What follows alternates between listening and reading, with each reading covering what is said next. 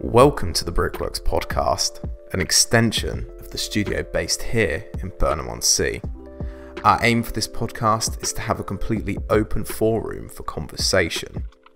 This could be about art, life, mental health, or even how the world is burning down around us right now. Whether you're listening to this whilst on a run or relaxing at home, we hope you enjoy our mild-mannered rambles. Thank you.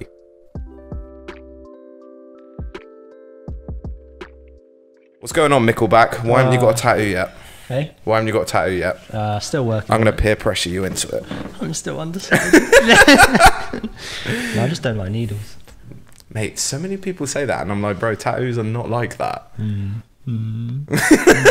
So what was, you want to get like a trumpet, don't you? That's the idea. Well, my granddad passed away, 3 months now, and he loved jazz, and I always said jazz and roses were his like favourite thing. So you go to his house, his garden's like full of roses. That's sick. So I thought, how can I incorporate it? I know it's a bit cliche, but I really want to get like a trumpet with some like roses coming out there. Yeah. I don't think there's anything such as cliche in tattoos. You know what I mean? Because it's all like, it's one and the same. It's like whatever we're into, you're into. You know what I mean? 100%. Like I got like a camera, a laptop, and then a quote. So it's like you could say they're pretty cliche. It's just the concept of, I know they've been like hundreds and thousands of years old, tattoos, right?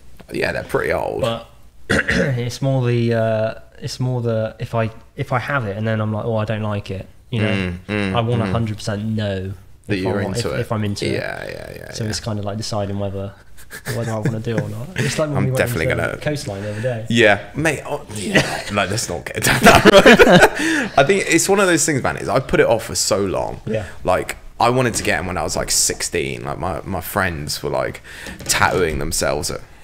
Sorry, mate. I hope that's the podcast setup, not your hips, mate.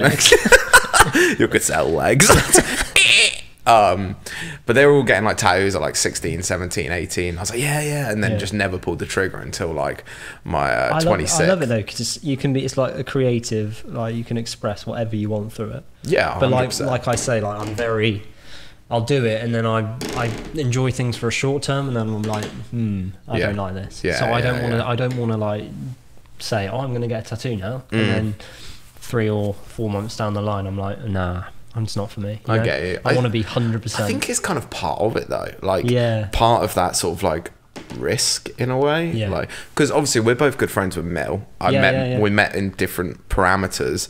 But obviously he's sort of the guy that we talk to about tattoos. Obviously he's done a few of mine. But like, yeah, when I've spoke to him about like tattoos, it's all about just the experience, I think. Like, and like the experience of getting it. And in the grand scheme of things, is what you get doesn't really matter in some ways, I think. Like, I 100% agree. I think it's more about the experience of like the shop as well, because like I was saying, I listened to the podcast with Mill a couple of weeks ago, and it's like, you don't always, I've always assumed a tattoo place is like these big a bulldog on my arm, bro. But I kind of like Mill was saying, like their shop is very much catered for people that just want to have a calm experience with it. Totally. I think that's what comes with it. Oh, absolutely. And I have to admit, you know, for me, it's very much a case of I enjoy the process of actually the ink going in my skin. Not so much like the pain, he says, with a bruised bone at the moment.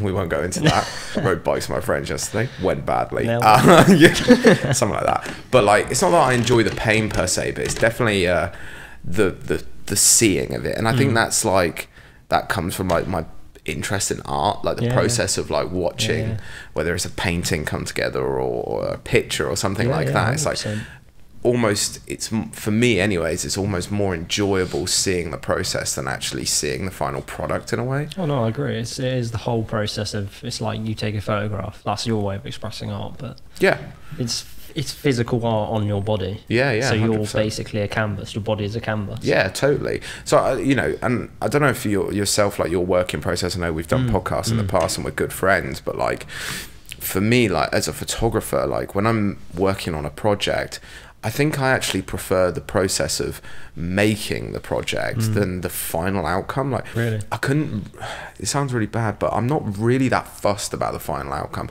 which is strange because I do a lot of curating outside of like my photography. I do a lot of curating work for exhibitions, etc. So that is kind of your job to bring it all together. But like the process of it, like the research, the finding the locations, the people, the conversations. You don't like that, or you do like that? No, that's like the thing I fucking love. I love that process. I enjoy that side of the process, but I love the shooting part of it, obviously. But I would say making a project is 80% of it is planning. Yeah, 100%. 20% is photographs. Yeah. The end goal is always the best bit for me. So I've always enjoyed. I mean, obviously, started a blog, and that's the way I do all my research through a blog, and I still do that. Interesting. So was that something you picked up while studying? Yeah, studying. So I always found that the best way for me to get what I want down is a blog. So I have it in like initial research, mid-stage, and production. And all my artist research I can put into one place. Whereas I know some people, they'll just be like, oh, I looked at this, I looked at that. Photo books, I look at photo books, but that doesn't really... You get inspiration from it, but it doesn't influence what I do. Do you think by having like the blog, it's like a place to call back upon? So 100%. Like if you take a break from a project or something like that, you can go back to that blog, read back through it, and be like, oh, okay, cool. Like I know where I am now. With the project I was doing with my grandmother and am still doing, I took influence from previous projects. So let's say there was a photographer that I wrote about like last year, and I thought, oh, that's similar to the way I want to do it. I can just go back through it. So it's just a database of all my research into one place. Which I think's great for me. Might not work for other people. No, of course. I think everybody's got I think everyone's got different working processes, and I think that's what I find really interesting in it, as I said. But so going back to like the idea of the blog, like when I was doing my MA, you remember what my MA blog was like? Fucking, I still get my lecturers. You mean your dissertation? Yeah, like I still get my lecturers sort of saying about it to me, like my old lecturers. But I never wrote a blog before my MA, like never. That wasn't how I, did my research when I was doing my BA honours. We did it as like, research folders, like physical printouts, basically, like an art folder as such. And that was great because it was like this physical thing that you could like flick back through. But I found with the blog, I naturally wanted to go deeper with research because it was kind of like, this challenge of, oh, I found this thing, like let's keep digging, see what it opens up, where 100%. It might go, Especially because I find that with a blog, it's like it's an endless. There's no word count. You just keep going. You can just go and go and go, and I think I'm literally up to like 20,000 words, or just on this one project.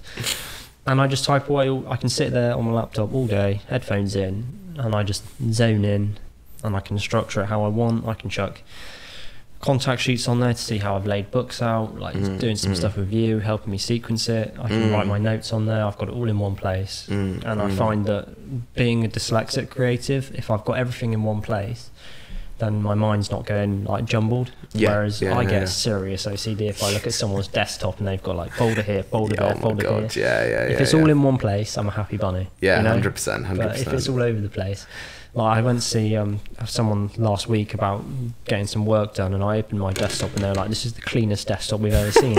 I was like, "Well, what does yours look like?" And they were like, "It was just jumbled," and it triggered me. I had to walk out.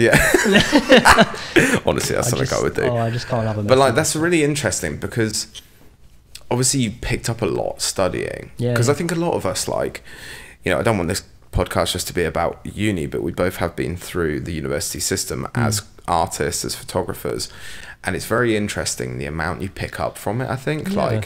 Not just working experience, but like little details, like you were saying, how the blog has definitely made it much easier for yourself to continue a project because of your dyslexia and being able to recall back to it, there's definitely influences there from uni. There's things that I did at uni that I don't do now, but then there's things that I did at uni that I do use in my day-to-day working life.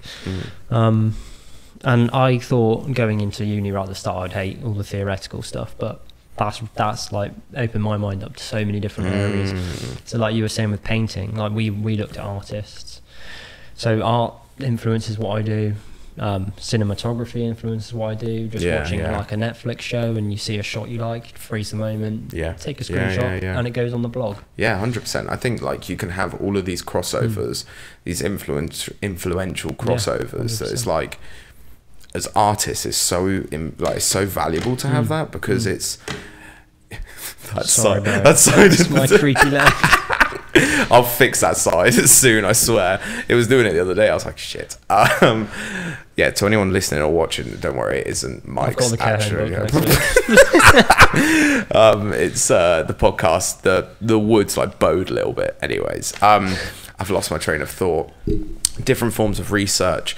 I think it like opens up your mind to like different forms of creating as well. Like 100%. For me, I was a steadfast photographer for many years. I wasn't that interested in painting or poetry or any other form. So of everything was solely photos, making imagery. And then doing my masters and then actually opening the Brickworks completely changed my perspective on it. And I sort of quite quickly stopped referring to myself as a photographer and as an artist, a visual artist, because my interests as a visual artist are like way wider than just image making, and that came from research. It came from looking at Renaissance paintings, and it came from looking into old poetry and working with poets on projects, and it was like, fuck, there's this whole wide world. Well, that's funny you say that, because like you say, I'm very similar. Like, I thought everything I do is photography, I don't do anything else, but I think I would say I'm a visual creative now, because I don't want to just limit myself to one aspect, so I'd say I like to say that I stick to do documentary stuff, but it's photojournalistic. That's the way I see it. It's definitely got a photojournalism energy towards it, I think, but I do take parts from different like aspects of, like, I pose an image. I don't like everything to be natural. Of course. Which I think is important. Well, I think it's all about that development of your style, and it probably goes back to like your research and your blog, looking at influences you found in the past. And it's quite interesting because we did a photo shoot on Sunday for what was the Charlie Lucky 7 barbers. That's what I got, the fresh trim. I actually look somewhat decent for the podcast. No beanie hat today, but you made the images for that shoot, and it's really interesting because they're very documentary-esque. Like when you look at the imagery, but with a commercial, but they're quite staged. You can tell, and obviously I was there, but looking at it from an outside perspective, a third person perspective, or with my third eye, you can see. I know, let's not go down that road. You can see that there's definitely a heavy commercialized imagery sort of feed into that work, and I'm very interested, like how for yourself, because I don't really shoot much commercial stuff. Like for me, everything I shoot is like well within my stylistic approach to creating. So for you, obviously your style is sort of very malleable and fluid. Is it hard for you to like produce a project like the one that you've been doing with your grandparents, which is very traditionally documentary, and then it's tricky. It's kind of like I see it as like the commercial side of what I do is work, and then the documentary side is your personal passion, hobby, life. I would kill to do that on a full-time basis. But I know that if I want to make money from it, I have to be flexible. I can't just be, I'm a documentary photographer. And that goes with you saying like creative, whatever you do. But I think I've kind of worked out that I need to shoot commercially. That is like the stuff we did on Saturday. That is very much. Was it Saturday or Sunday? Sunday. It's very you got me really confused. I was like, shit. Commercial work for me is that. And I try and keep it as separate to what I do in my day to day.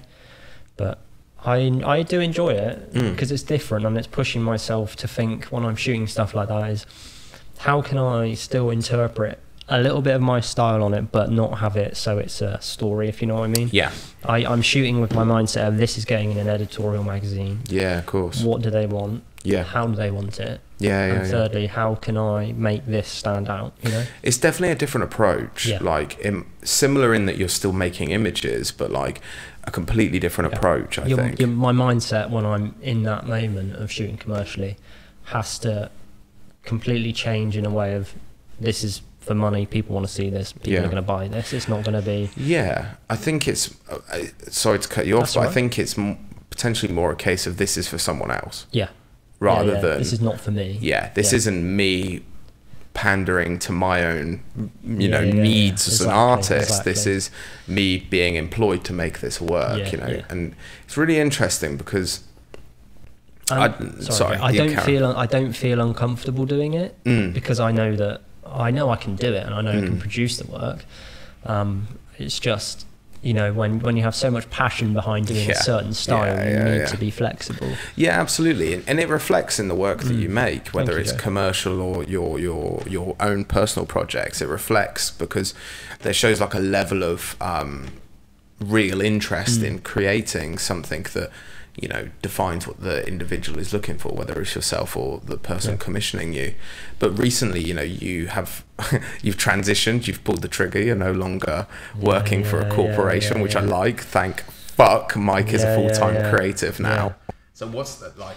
I've been my background, I haven't worked outside of like being a full-time creative for like 3 years, 4 years now. Yeah, I'd say. Yeah, about 4 years. So like I've got used to it. But for yourself, like it must be really strange now.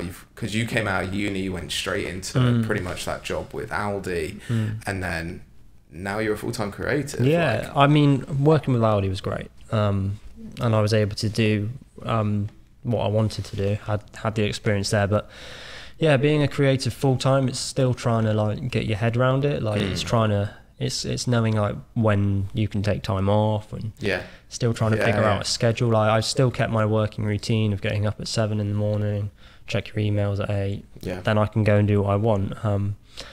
But it's trying to build a platform now where you've got that regular work, and like I've had lots of work since, which is great, and I'm pleased with it. But it's kind of like I'm still trying to get used to the whole idea of freelancing. It's not fully sunk in yet, it's still early days. So it's always the strangest experience. I was speaking to a friend of mine who's just taken the leap as well, and I was saying to her that it's the strangest experience when people start calling you for work and you're not calling them. It's a really weird experience. When I first started, I just took everything for free. I tried to take on as much work as I could for free because I'd rather get exposure over payment. And then hopefully the payment will start to come with the exposure. I think there's always a moment as a creative where you have to sort of make that decision because we all work for free, at some point as creatives, because we do need to get out there. 100%. We need to get our names out there, whether it's personal projects or, for a client per se. There's almost always this moment where it's like, okay, now I want to do this full time. This is what I want to be. So that's when it's like figuring out like how much you charge, your hourly rate, clients that are interested in paying that. At the end of the day, I think the thing that I've come to the conclusion with is if people want me to work for them, they'll pay. Oh yeah, 100%. You know what I mean? Like they understand the value that I can bring to a project. Whether it's as a photographer, recently it's podcasting and voiceovers. And well, it's funny you say that. Sorry, Jay.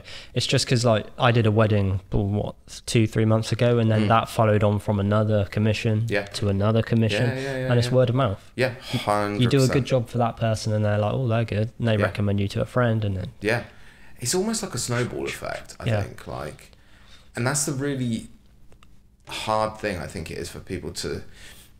Let me frame this correctly before I say it. So when you start a business, right, like a physical business, it's more a case of like if you're selling a product, it's about selling that product, figuring out how to keep your costs low, shipping, all of those things, right? But when you're selling yourself, because that's what you do as a freelancer, you're selling yourself. You as Mike or me as Jacob, like we are selling the skills that we have and can give to an individual.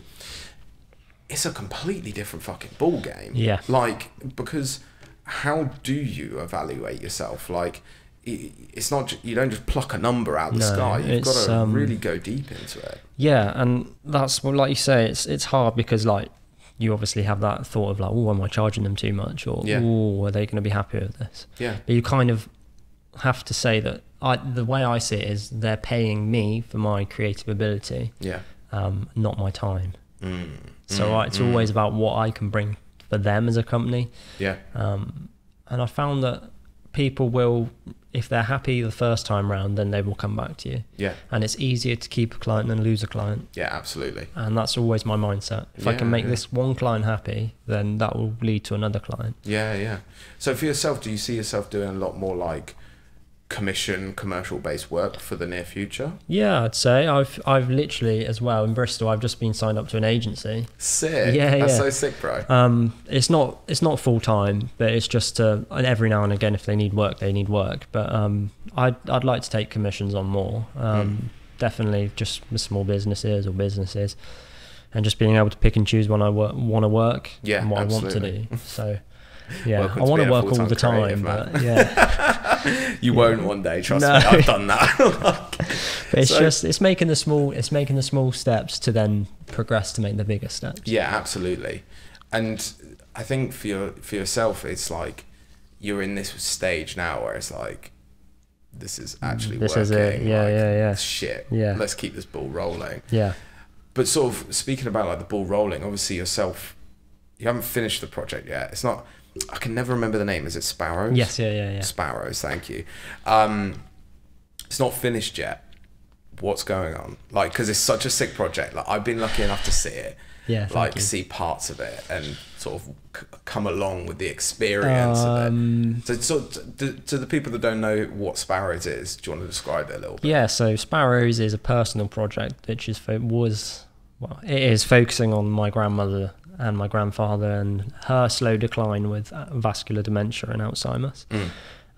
It looks at their life in a way in their home in Weston-super-Mare, love, diagnosis and death basically. So yeah, I'm not going to give too much away. No, but it's pretty personal. It's probably one of the most deepest projects I've ever done. It's a deep cut story. And it was people say when I've shown them the project, oh, that must have been so hard to photograph. Yeah. It was a privilege to photograph. Yeah, 100%. It was an absolute privilege to be able to shoot that and actually I know their family, but still some family members are not comfortable with having a camera in their house all the time. And it was kind of break that boundary down, but still being able to connect emotionally. Yeah. And all my family members that have taken part in it, they've been more than happy to be a part of it. That's so cool. And it's interesting the way that it's gone. So I've shot it for about 3 years. Started it in my first year at university with Richard Billingham. Yeah. And it's developed over time. You saw it really in its early days. Yeah. And it's just changed and developed like a story would, a good project would. Yeah. I think it's natural. There's been lots of help along the way from yourself and other people that have helped input into it, but yeah, of course. It's going places. Yeah, I've just got to keep going. I think it's really interesting because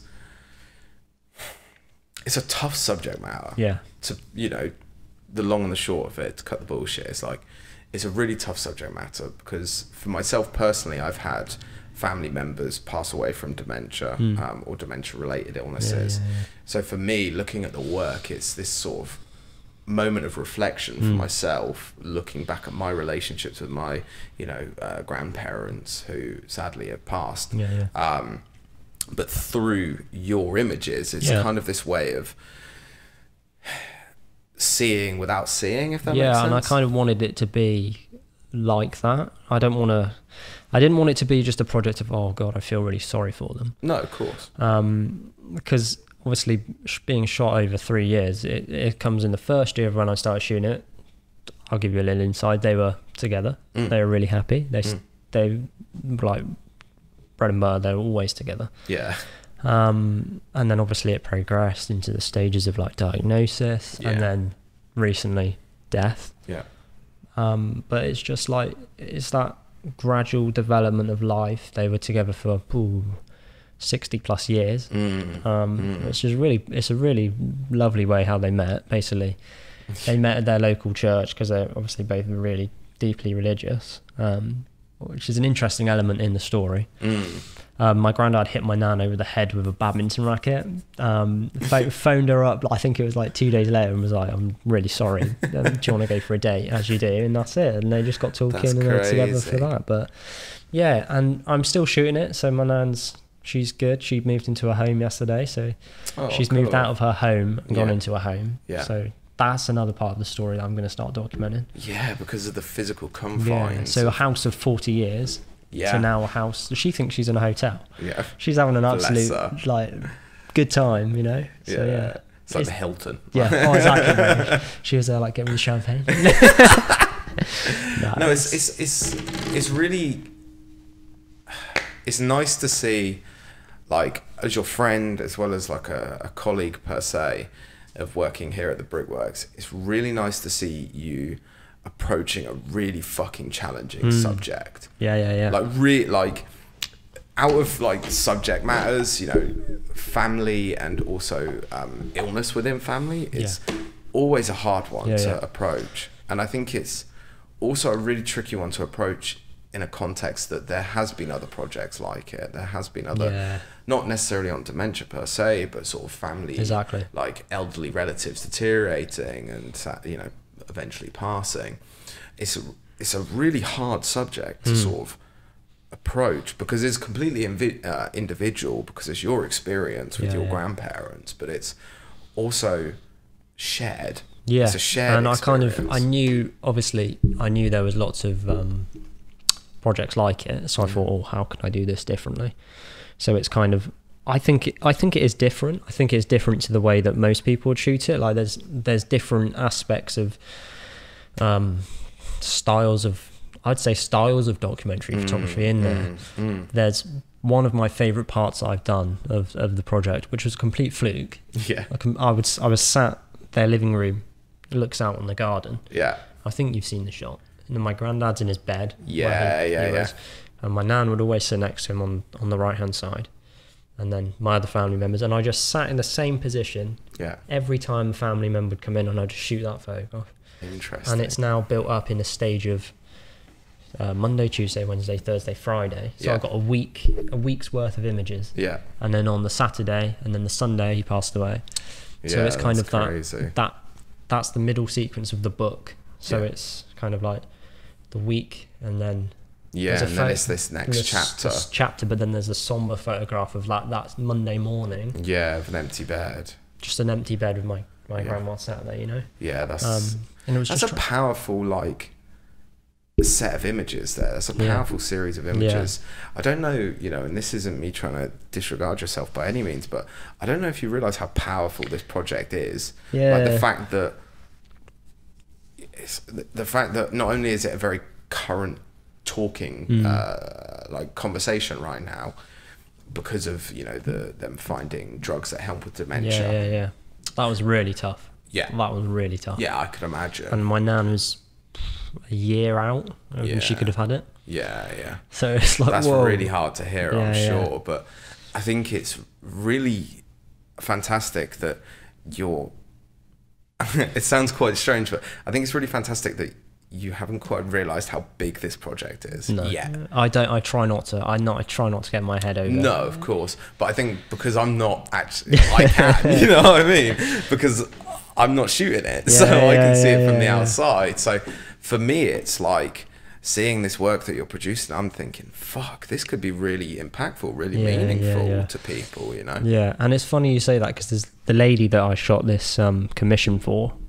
Just out of coincidence, her day job is helping people with dementia and Alzheimer's. Really? I think she said that she like helps find care for them, and I just thought, I knew her through just being a client, so I thought, I send her the project because we were good on talking terms to see what she thought, and she said that it was like happy, sad, sorrow, really, and I was like, bloody hell, I didn't see any of that. No. I literally, and it's really hard, I just see it as my nan, and my granddad. Yeah, but I think that's what makes it so wholesome. Yeah. Because if you were approaching it like, if you were approaching this project from an outside perspective, right? If you were as Mike, it's still your nan, but you're approaching it as you're the photographer.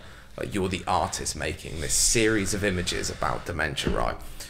It would have a completely different undertone. Whereas, because the images that I've seen and what you've shown me, it's like the emotional connection I get through the imagery is really like strong. It's like really strong feeling I get from it, and then that transpires into my emotional Personal connection towards my grandparents. And I think like when I first started it, I thought like there's different styles of sequences, and like how do I want this to be perceived, and I thought I want it to be an elliptical narrative, so it's obviously in a narrative where people can make their own connections with it. Absolutely. I'm not going to if it does become a photo book, which I'm toying with, I'm not sure yet, I'm still undecided on, but I think that's something that comes naturally. Like you can't you can force it, but I think for a project like this, I think and I kind of I want to kind of make it so it's different in a way, because I thought that it's kind of like it's a generic thing of let's make it into a photo book now, you know. How can I make it like an exhibition, or how can I make it stand out in a way that it brings real like awareness? Because anything over anything, what I really want it to be or to become is a project that sheds light on the illness itself.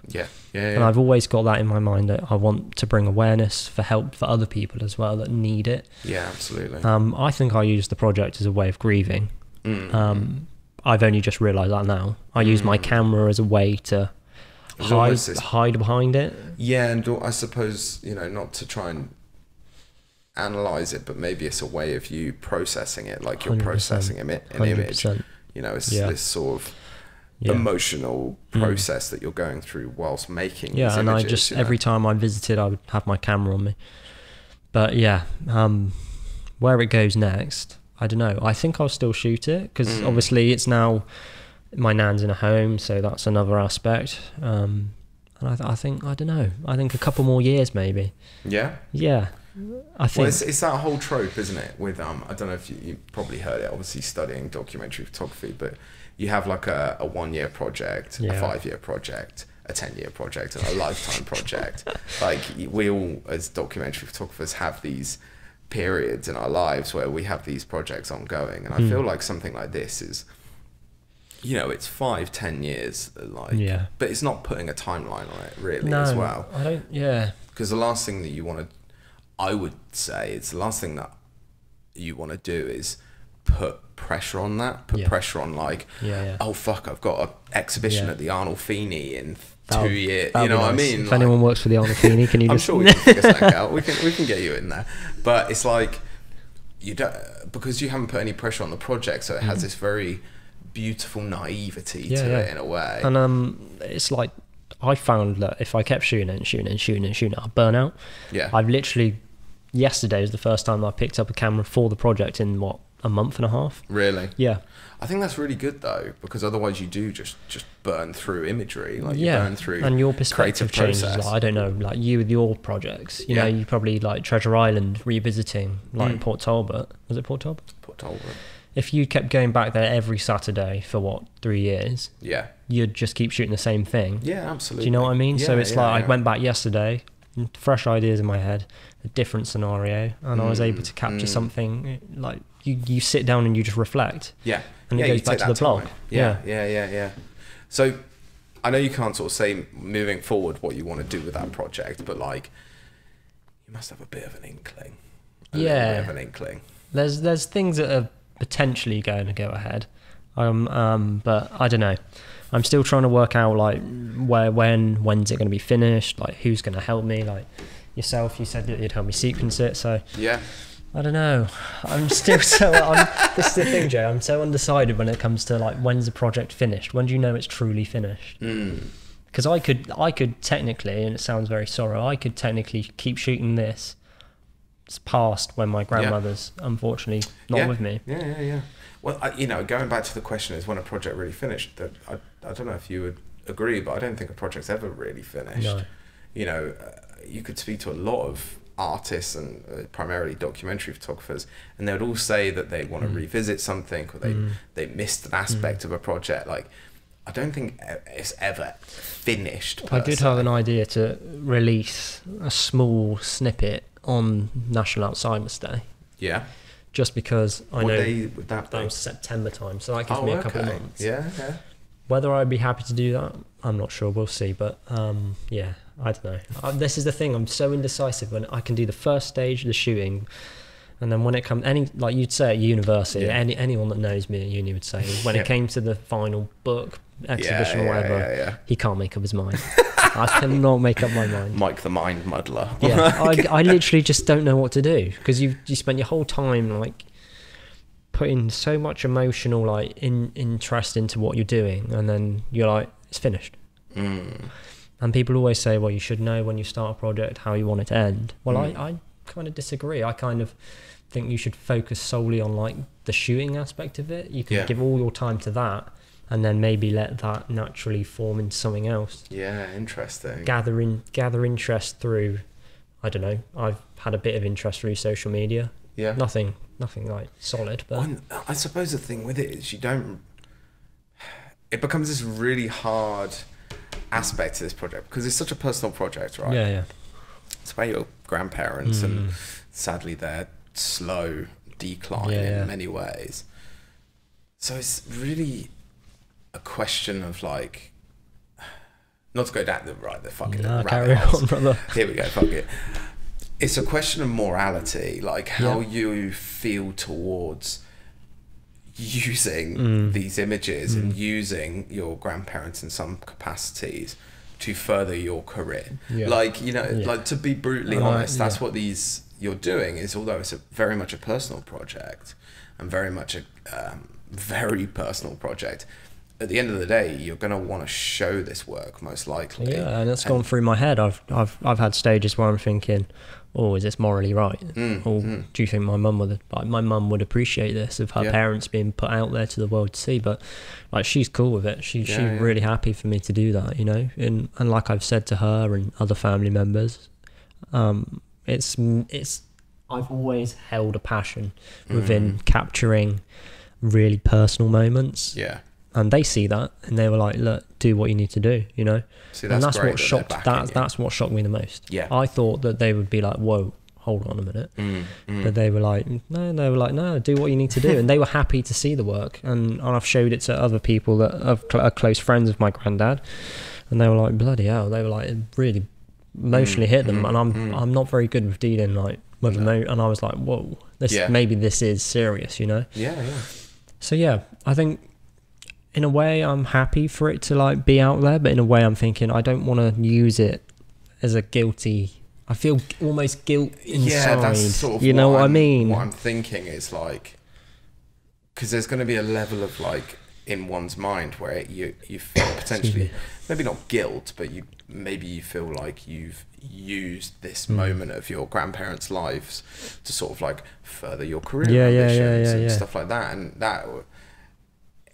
saying that, if that was me, I would potentially feel a little bit narcissistic doing that. But I think in the grand scheme of things, this project is so impactful. It's so annoying because I'd love to just show the audience a work from it, but I know it's not there yet. But this project is so impactful that it's like, I don't think that would be the case. Yeah. Because you're actually, in a way, by having this sort of self-awareness of what you're doing, and the project itself is like, you know that by putting it out there, you're actually potentially helping others. Yeah, and I think in a way, like, because I started shooting it from year one, like in my start of university, I always thought, oh, it's just it organically started when I was doing a module at university. Yeah. And I thought, 6 months of this, and now I'm done. Yeah. But then it kind of was like 6 months. Carried on. A year, 2 years, third year now. Yeah.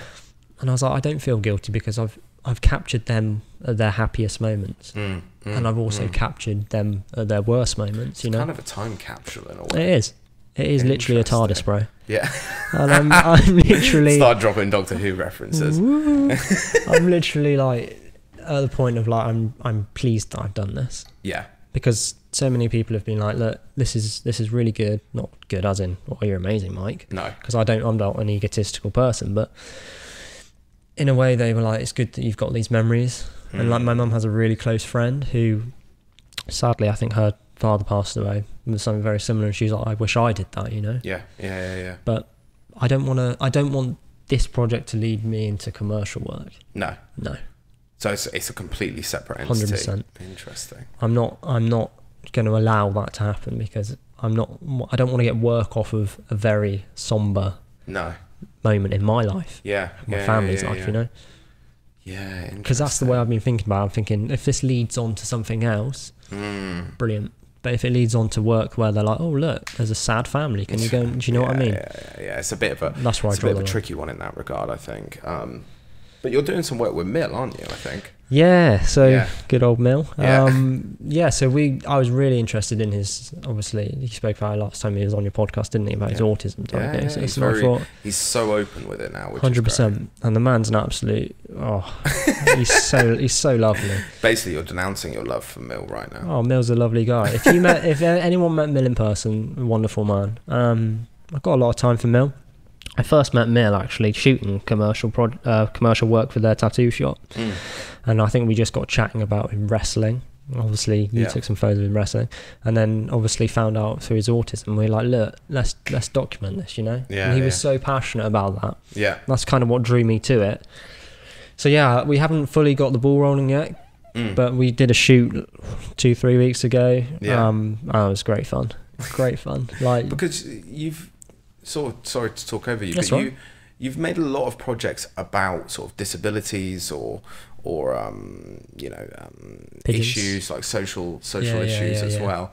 But like, do you say pigeons? Yeah. Yeah, you did do a project about pigeons.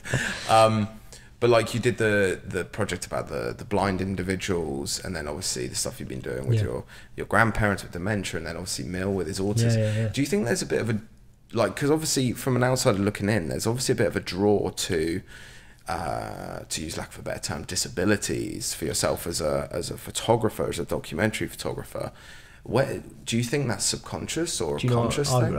I was thinking this the other day. Yeah. I was looking back through my portfolio and on my website, and I was thinking, Jesus, Michael, your projects are about like diagnosis and really heavy stuff. Yeah. And I think it's not the disability that interests me the most. It's about the people and how they are who they are. You know, I have that real attachment to not finding these people, but if I come across these people in my day-to-day working life, I just love the fact that they are who they are.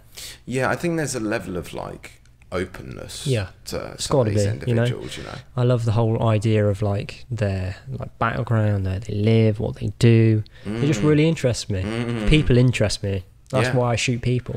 Yeah, I was going to say, because your work has transitioned a lot into portraiture now. Yeah. Whereas like 2 years ago, it was not so much. It was much more sort of landscapes, urban landscapes, that sort of stuff. I love people. Yeah. I just love shooting people because everyone has a story to tell. Regardless of if they've got a disability or not, that doesn't, like, they are who they are, you know? Yeah. And that's why I enjoy doing the stuff with my grandma, Mill, Martin, the blind carpenter. Yes, I remember that. Yeah. Because you did a book, didn't you, of that? Yeah. And Braille. Like, yo, this is fucking sick. I decided that when I shot that project, that how can I be on their level as such, you know? It's not, I'm not higher above them, I'm not lower. No. We're the same person. Yeah. And I was like, let's learn to read Braille like they do. So I kind of like, I don't know it like off by heart. Yeah, of course. But I know I can translate a couple of words. So each section of Braille is raised and lowered. Yeah, I've always found Braille super interesting. Interesting. Awesome, bro. Because like, it just, like the idea of having these little sort of like, punches or indents and stuff like that on paper. Reads letters. It's nuts. Absolutely nuts. And hats off to the people that do it, because I couldn't do it. I took me about a week to get like A or B. Yeah.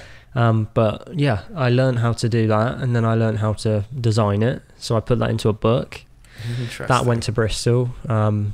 Loads of people were like, oh, this is really cool. Yeah. And then that's it, you know, that's all I wanted to do was shed light on Martin, this carpenter in Weston who's visually impaired, but he makes beautiful like ornate ornaments, wardrobes, stairs, cabinets. Interesting, man. Dude, he's amazing. Such an interesting subject matter. Yeah.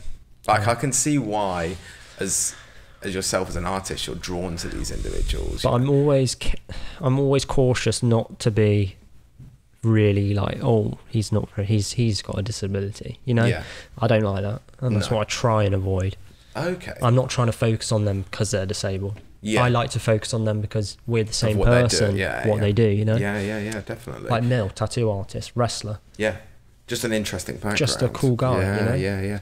And I think that's like what makes a project, like the base of a project, really strong, is like that understanding of the story and the subject matter. Like I do a lot of guest lectures, whether it's about the Brickworks or whether it's about documentary photography. But within the documentary photography sort of guest lectures I do, the number one thing that I say to people is subject. Like subject matters. 100%. Like.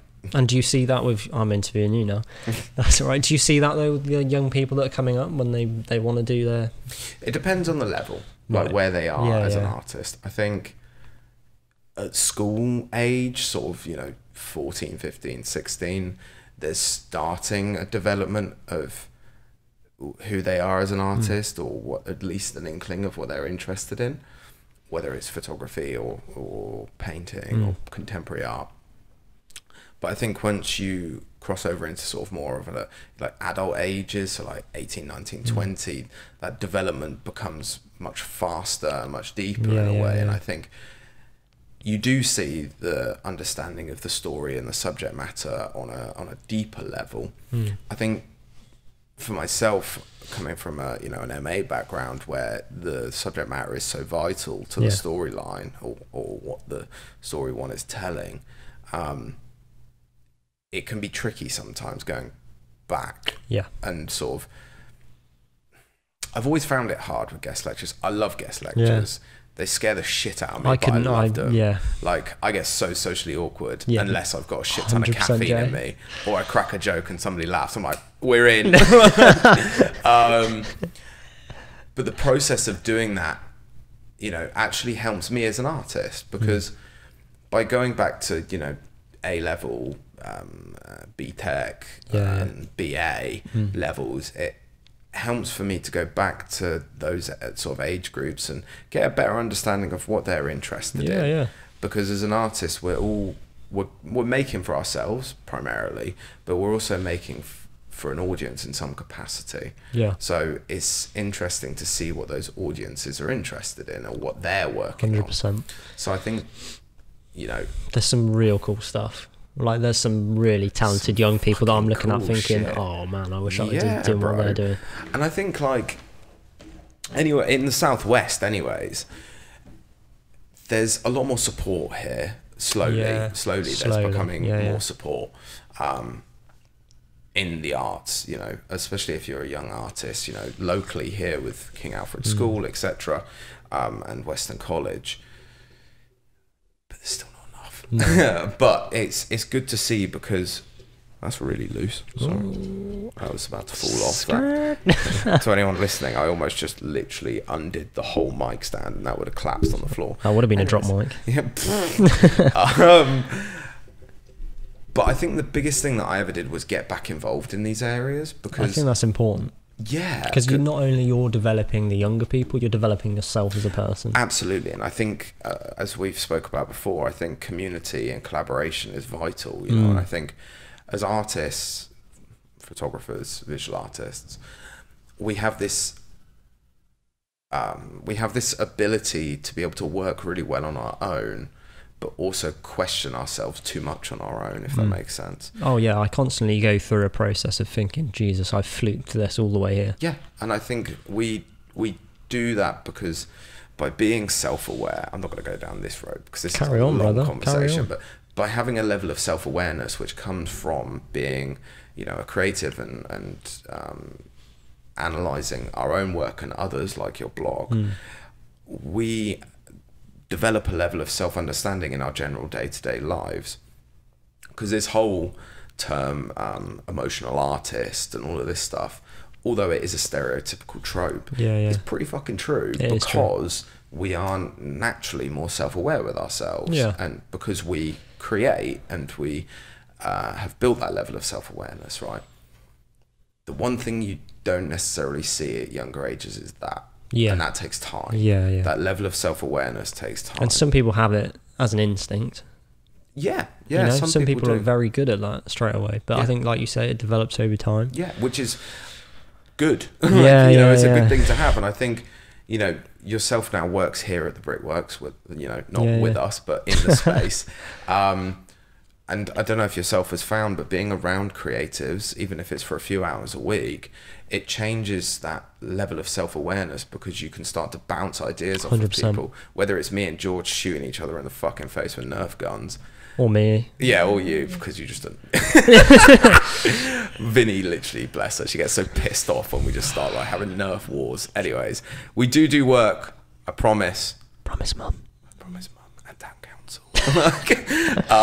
We do work, kind of, but that's what I wanted this space to be. 100%. And like having collaboration and community and collective. And I think it's important, because you look everything nowadays is London, Bristol, Manchester. Yeah. Southwest is diabolical when it comes to arts. In a way, yeah, because the problem with it, especially yourself, is based in Western, but this little bit of the Southwest, this little corridor of the M5 between Bristol and North Devon, Somerset. Yeah. It's a really strange art scene, because you've got an art scene over in like Wells, which is, somewhat strong. Yeah. And then there's Frome, which is like quite upper brow art. Yeah. And then, there's Bridgewater, which is sort of more working class, the engine room and that sort of stuff. And then Western with Western College. Yeah. So there's all of these, and that's not even including all of the other amazing like charities and 100%. Facilities around.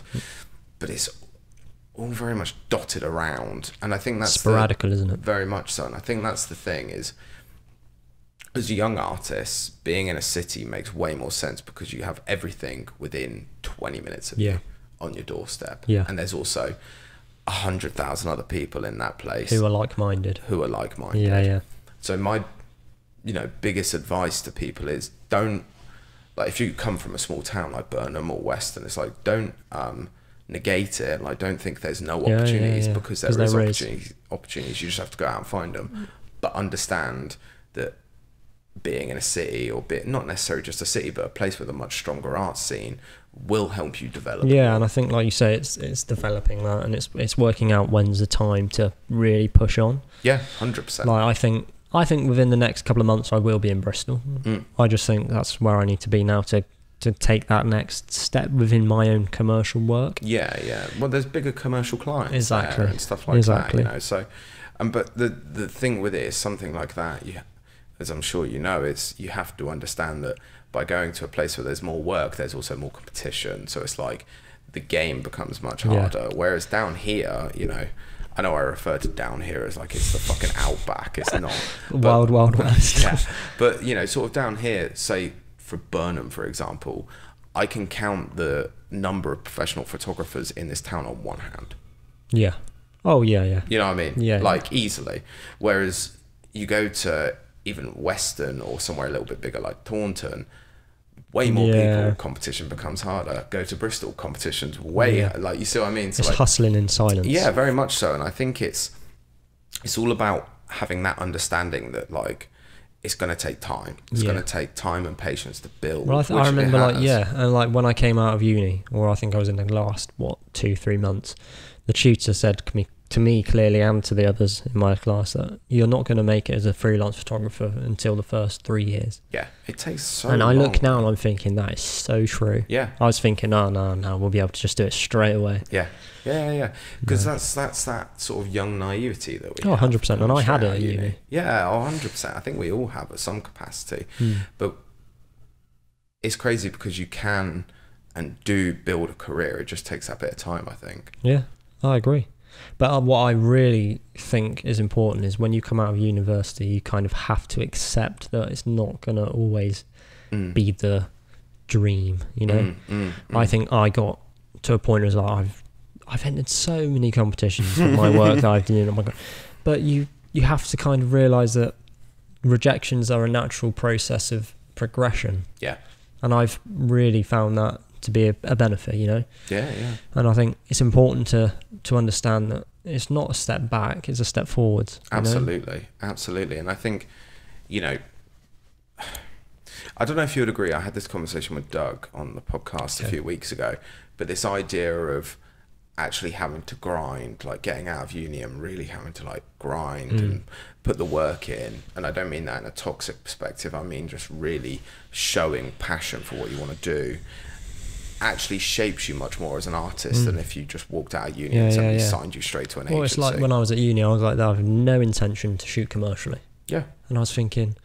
Yeah, whereas now like 90% of your work is commercial. Yeah. I just thought, no, that's not for me, but you kind of have to mould yourself. Yeah. Do you know what I mean? Well, that's what I was just about to say. You know what that shows? It shows adaptability. Yeah. It shows that yourself is like willing and capable to adapt to certain environments and certain conditions. Yeah, 100%. There's still stuff that I want to do now that I'm thinking, oh yeah, that'll be good. Yeah. But I don't have the skill set to do it, so I'm going to upskill.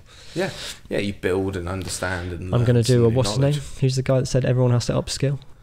Fuck, who was it? I can't remember. That Rishi Sunak. Oh, I'm going to do a Rishi Sunak. Fuck off. You're going to start talking about Rishi Sunak. Well, that's the end of this part. But yeah, no, I think it is important to adapt and be able to like have a wider skill set.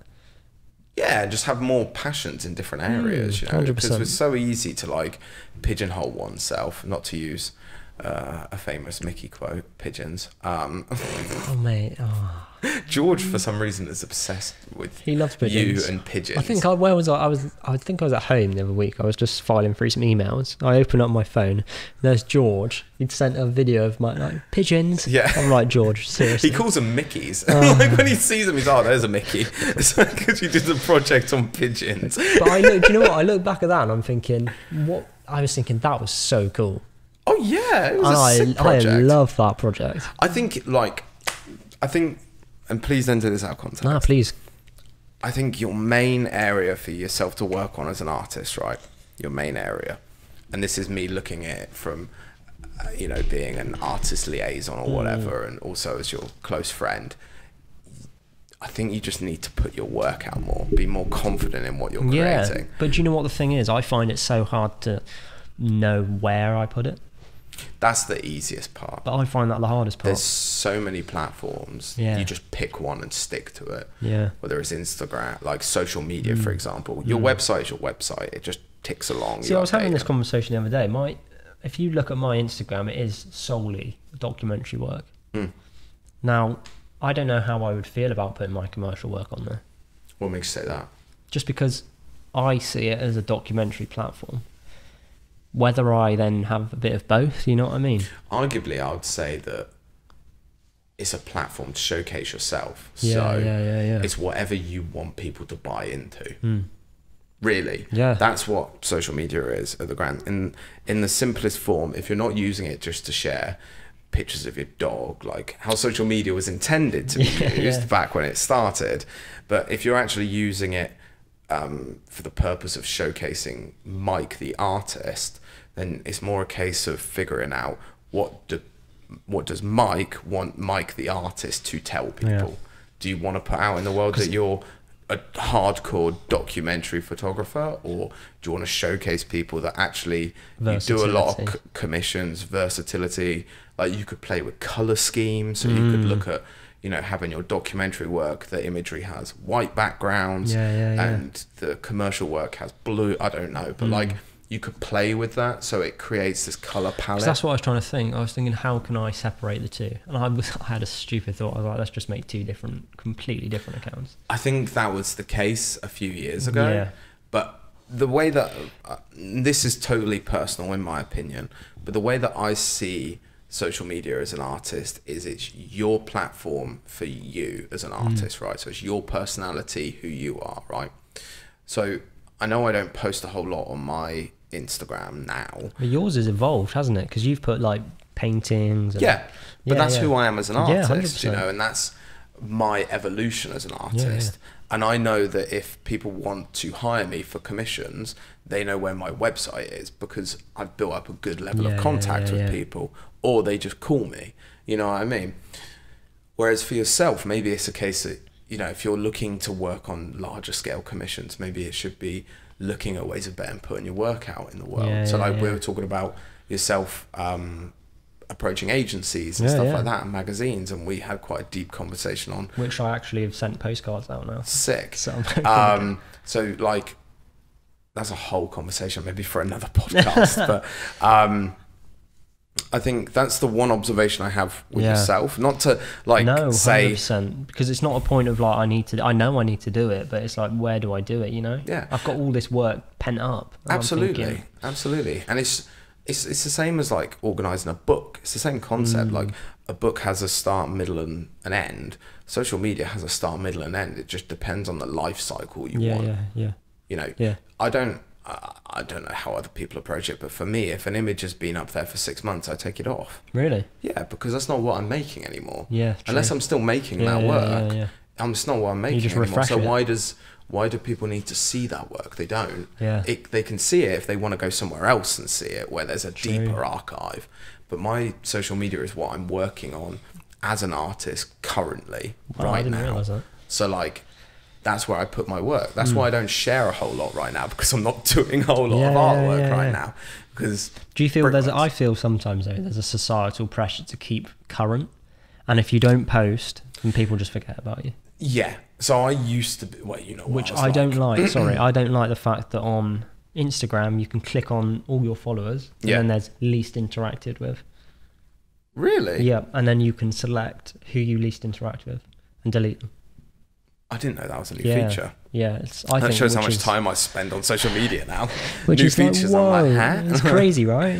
Yeah, well, that's the thing, man. It's like, well, as you remember, for me, anyways, I was fucking balls deep into like Instagram, posting daily, like daily Instagram stories, like the full shit, like shit chatting. But I can't even remember the saying. Caboodle. Thank you. Said thank you to myself then. Nailed it. You're welcome. But I was fully into that world, and it got to a point where I was just making images just to put online. Like I was going out for the day and making images of things that don't really warrant me wanting to make an image of it, but because it was within my style, it was like I could take a picture, put it on Instagram, get 40, 50, 60 likes, whatever. Yeah. And then when I opened the Brickworks and I started to work much closer with other artists and work on our social media here, it made me realize, I was like, I don't need to be engaging constantly, because if people want to see my work, they're going to come and see it. Because I've built up a platform. 100%. Of course, when you're first starting, when you're first starting, you need to follow trends. I think I'm at that stage now where I've got a following, but like you say, I hold on to my work very personally. I think too much. Yeah. Personally, I think, no disrespect, but I think you hold on to your work too much. I think it's really fantastic work, and it just needs to see the light of day. Genuinely, just like chuck it up. Not chuck it up, but have a structured understanding of how you want to showcase yourself. See, this goes off the same. This is me, because this is me in that last stage of a project. Like, I never know where I'm going to put it or what I want to do with it. But that's always the hardest part. I like to let it organically develop. Yeah, but how long do you have? You know what I mean? So like, if you wanted to organically develop, it could take 10 years. It really depends on, if you wanted to put a timeline to it or not. I think it's going to get to, I think within the next 3 months, I'll start pushing it to magazines. I wouldn't even do that.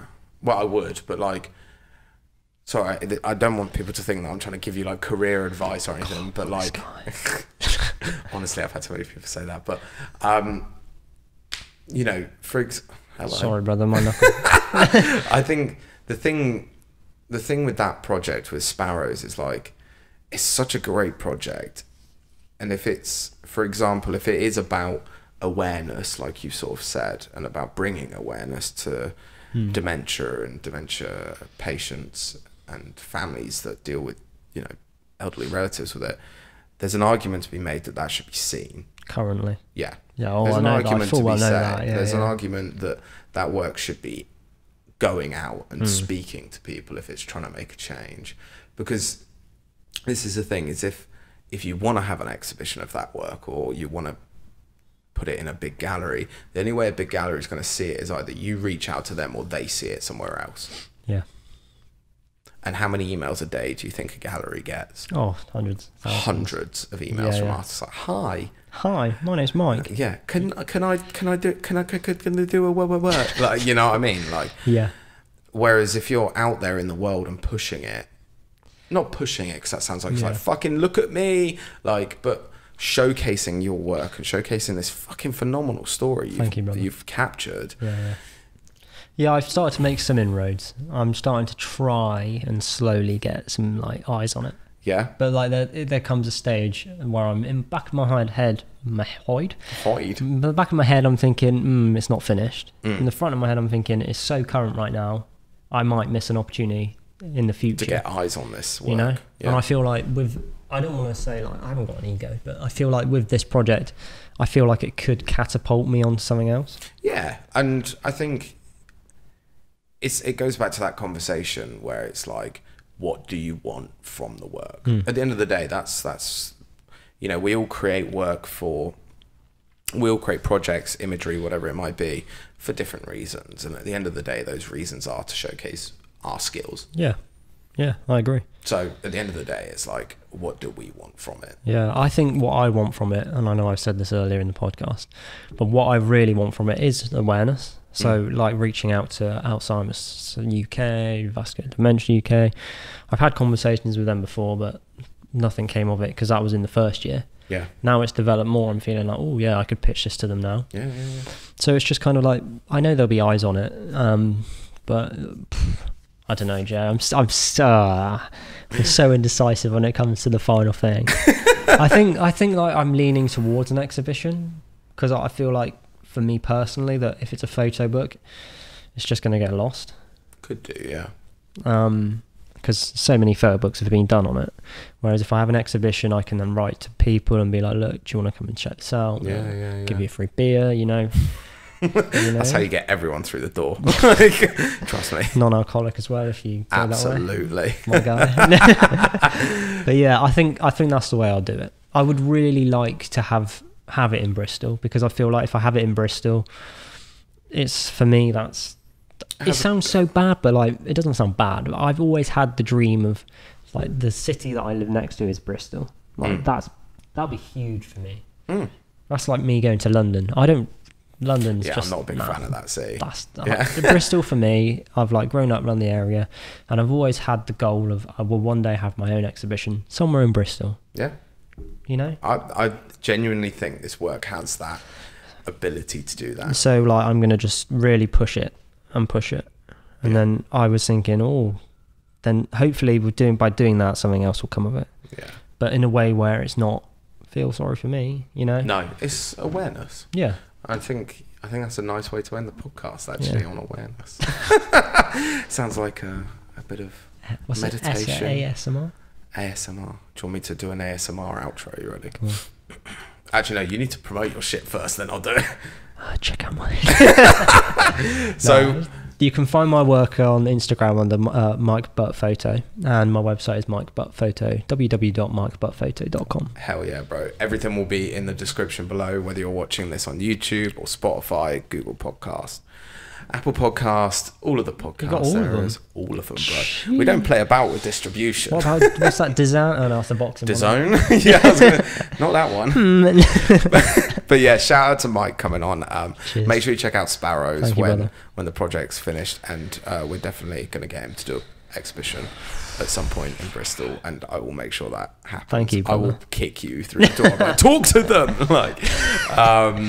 But as I say at the end of every podcast, guys, it's a crazy world. Well, actually, it's not too crazy out there now. No, it's a nice day. Yeah, it's a beautiful day outside. It's a somewhat crazy but beautiful day outside in the world. The world is not burning down quite as much right now, although Matt Hancock's tried. She came in, you're gonna start singing my girl next door. But make sure you take care of your family, take care of your friends, and live a beautiful day today. So peace, guys.